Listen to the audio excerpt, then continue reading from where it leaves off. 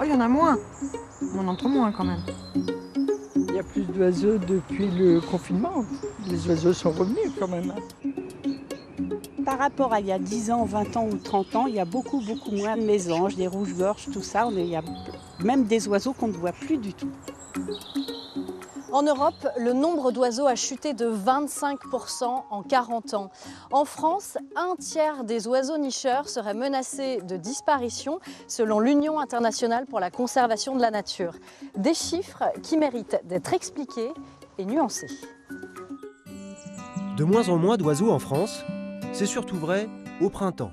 Selon le dernier bilan de l'Observatoire des oiseaux de jardin, à l'image des hirondelles, au beau jour, 41% des espèces sont en régression.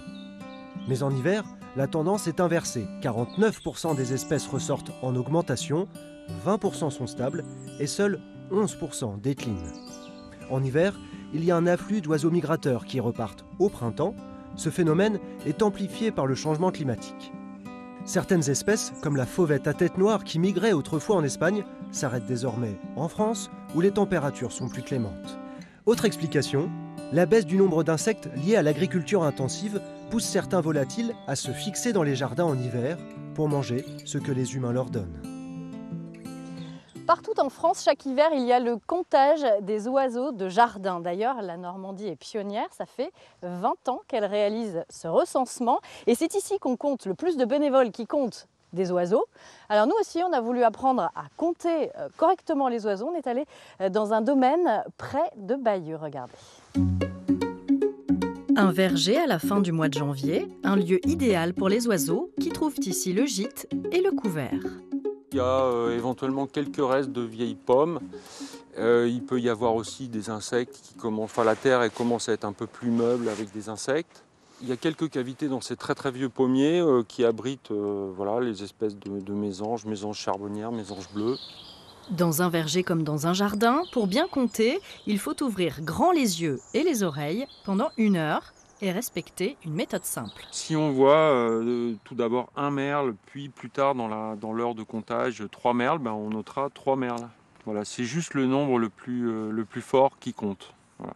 Histoire de ne pas avoir de double comptage en fait. Ça ne veut pas dire que c'était les mêmes merles, mais bon, on n'a pas moyen de savoir en fait. 5000 bénévoles participent au comptage des oiseaux en Normandie, un chiffre en constante augmentation. Pas besoin d'être expert, des applis gratuites donnent un sérieux coup de pouce.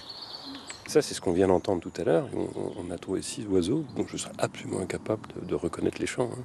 Vous pouvez être très content d'entendre les chants d'oiseaux, et ça ne vous permettra pas de les identifier et de les reconnaître. Là, il faut quelques années d'expérience. L'objectif du grand comptage n'est pas d'obtenir un chiffre exact, mais une tendance.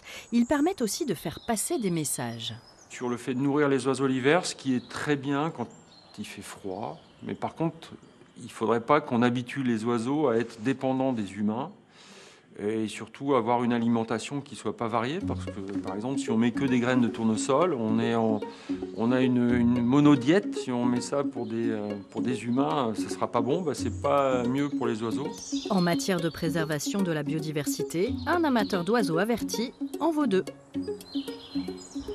James Jean-Baptiste, salarié du groupe ornithologique normand, bagueur d'oiseaux.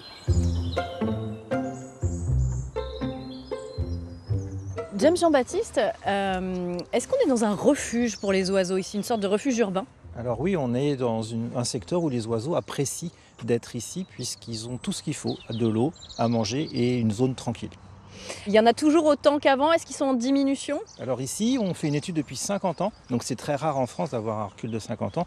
Et depuis 50 ans, on a en gros 33 espèces d'oiseaux et 80 couples de ces espèces qui se reproduisent dans le jardin des plantes. Et ça a un petit peu changé au niveau des espèces, mais la surface d'accueil est restée la même et on a toujours ces 80 couples. Est-ce que ça reflète la situation globale en Normandie?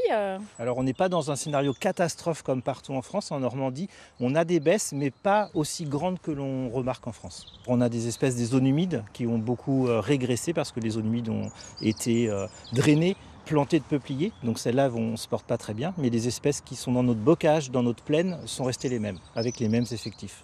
avec les mêmes effectifs. Donc on n'a pas d'impact de l'agriculture, du changement climatique ici? Alors la Normandie est plutôt une terre sympathique, on est au nord, donc le changement climatique ne nous a pas encore forcément très touchés. Ça a été montré plus au sud, au nord on est tranquille encore. Par contre sur l'agriculture il faut arrêter les très grandes cultures. Si on maintient notre bocage normand qui est si cher à notre patrimoine naturel, on peut réussir à garder nos espèces.